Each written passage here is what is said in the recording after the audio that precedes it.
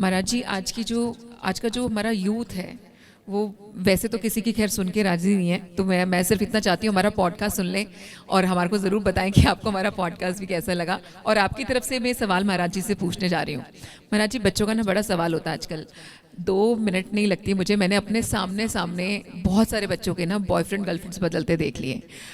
हर महीने एक नए इंसान के साथ होता है आई लव यू। तो ये आई लव यू इतनी सरलता के साथ ये किसी को भी बहुत आसानी से बोल देते हैं। आखिर ये आई लव यू तो क्या है? मेरे लिए तो वही क्वेश्चन मार्क मुझे लगता है। प्रेम क्या है? मतलब मुझे लगता है प्रेम के मामले में भी किसी को ज्ञान है भी कि नहीं, क्योंकि अगर ये प्रेम है तो ये इतनी जल्दी जल्दी कैसे बदल रहा है? तो प्रेम आखिर में है क्या, और उसको हम कैसे अपनी लाइफ के अंदर इन रियल एक्सपीरियंस भी कर सकते हैं? आजकल जो लड़का लड़की स्कूल कॉलेजों में आप देख रहे हैं, जो यंग आज के बच्चे कर रहे हैं, ये एक्चुअली प्रेम नहीं है, ये वासना है।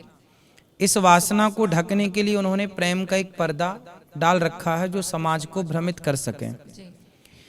प्रेम की परिभाषा यदि आप जानना चाहेंगे तो जो ये लड़का लड़की आजकल करते हैं, इनसे पूछो आई लव यू जो खेलते हैं, ये जो पूछो कि प्रेम क्या है, तो ये बता ना पाएंगे कि प्रेम की परिभाषा क्या है। प्रेम जो होता है, उस प्रेम की परिभाषा केवल इतनी है, तत्सुखि सुखित्वम, ये होगी प्रेम की परिभाषा। इसका अर्थ समझेंगे तो ये है कि हम जिससे प्रेम करते हैं, अब मैं एक छोटा सा सवाल आपसे कर लूं तो उस सवाल के उत्तर में प्रेम की परिभाषा आ जाएगी। एक पति है और एक पत्नी है।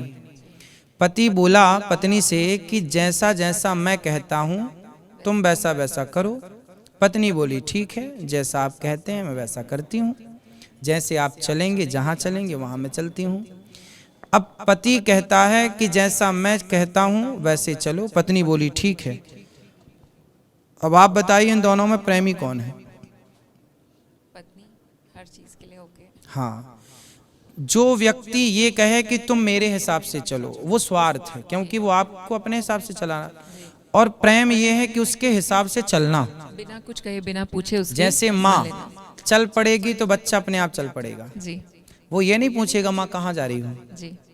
माँ चलती जाए और जाकर के आग में कूद जाए, स्वाभाविक बच्चा भी जाके कूद जाएगा। यदि नीचे कुएं में आग जल रही और माँ कूद गई तो निश्चित बच्चा कूद जाएगा। जी महाराज जी। क्यों? क्योंकि ये प्रेम है। और स्वार्थ क्या है कि जैसे हम चला रहे हैं तुम वैसे चलो। हमने तुम्हें बुलाया ना पार्क में कि तुम 10 बजे आना, तुम नहीं आई, मतलब वो अपने हिसाब से आपको चला रहा था। आप लेट हो गए तो वो आपको डांट रहा है, आपको कुछ कह रहा है या कह रही है। जी बिल्कुल, लड़ाई हो जाएगी उसी हाँ, क्योंकि मैंने तुम्हें अपने हिसाब से चलाना चाहा तो मेरे हिसाब से चली नहीं। तो जो आई लव यू था ना, वो अपने हिसाब से चलाने का नाम था, स्वार्थ था वो। प्रेम तो ऐसा था कि गोपियां, भगवान जब गोपियों को छोड़ कर गए तो गोपियां रोती रहीं। तो किसी ने कहा कि वृंदावन से मथुरा बहुत दूर तो नहीं है, कृष्ण तो मथुरा में ही है, जाके मिल लो।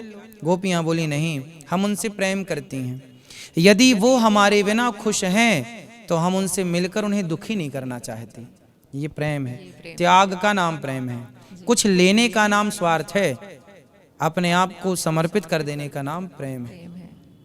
जो प्रेम आजकल की दुनिया में हमें फिलहाल देखने को तो बिल्कुल नहीं मिल रहा है। वो सब आजकल प्रेम जो है, आजकल प्रेम नहीं है, केवल वासना है। गिव एंड टेक रिलेशनशिप कि अब लिव इन आप देख रहे हैं जी, ये लिव इन क्या है? ये हमारे यहाँ कुत्ता बिल्ली का कल्चर है।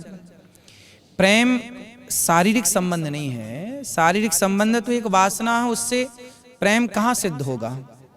प्रेम तो एक, इसलिए हमारे यहाँ प्रेम भगवान से करने का कहा जाता है। मीरा ने प्रेम किया, मेरे तो गिरधर गोपाल, तो ईश्वर प्रेम के योग्य हैं। सुदामा ने प्रेम किया श्याम सुंदर से, तो प्रेम के योग्य भगवान हैं। ना हम प्रेम के योग्य हैं, ना आप प्रेम के योग्य हैं। इसलिए प्रेम जगत से नहीं, जगत तो मिथ्या है, जगन्नाथ से करना चाहिए, भगवान से करना चाहिए और अपने काम से करना चाहिए। अपना काम करो मन लगाकर, पत्नी से खूब प्रेम करो, कोई बुराई नहीं है। पति से खूब प्रेम करो, कोई बुराई नहीं है। बच्चों को खूब संस्कार दो, पति पत्नी आप रहो साथ में। पर शादी के पहले और शादी के बाद भी आप अपनी पत्नी और अपने पति के होते किसी पर पुरुष पर नारी से संबंध रखें, या शादी के पहले किसी स्त्री पुरुष से आप संबंध रखें, बिल्कुल अनलीगल है, गलत है, वो निश्चित ही गलत है। उसका शास्त्र बहिष्कार करते हैं कि ये हमारे यहाँ सामान्य भाषा में कहा जाए, ये वैश्या है। स्त्री हो या पुरुष हो। ये वैश्याओं के काम है जो पर पुरुष पर नारी के चक्कर में है। यहाँ पे एक सिमिलर सा क्वेश्चन है, क्योंकि अभी हमने नॉर्मल बात किया कि लिव इन रिलेशनशिप के बारे में, और लिव इन रिलेशनशिप को हमारे यहाँ पे एज पर लॉ तो लीगल भी कहीं ना कहीं करार दे दिया गया और लोग रह रहे हैं।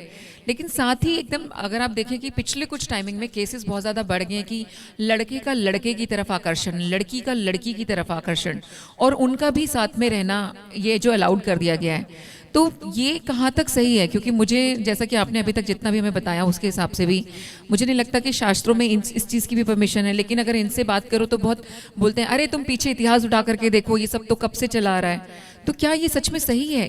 क्योंकि अगर हम आगे देखते जाएं तो इस तरीके से तो मुझे खुद को डाउट होने लग गया है कि इन रियल लड़के लड़कियों की आपस में शादियां नहीं होंगी। लड़का लड़के के साथ ही दिख रहा होगा और लड़कियां लड़कियों के साथ दिख रही होंगी। तो इन रियल हम कहाँ जा रहे हैं, ये समाज किधर जा रहा है, वो बड़ा मुश्किल है आज की डेट में कुछ कह पाना। तो आप इसको किस दृष्टि से देखते हैं और आपकी समझ में ये? अज्ञानतापूर्ण है जी ईश्वर की व्यवस्थाओं को व्यवस्थित ही रहने दिया जाए तो अच्छा है। ये सब मूर्खतापूर्ण बात है। जो भी जजमेंट था इसमें वो मूर्खतापूर्ण बात है, पूरी मूर्खता है। इसमें कोई समझदारी एक रत्ती नहीं है किसी की। अब इस मूर्खता पर क्या चर्चा करें।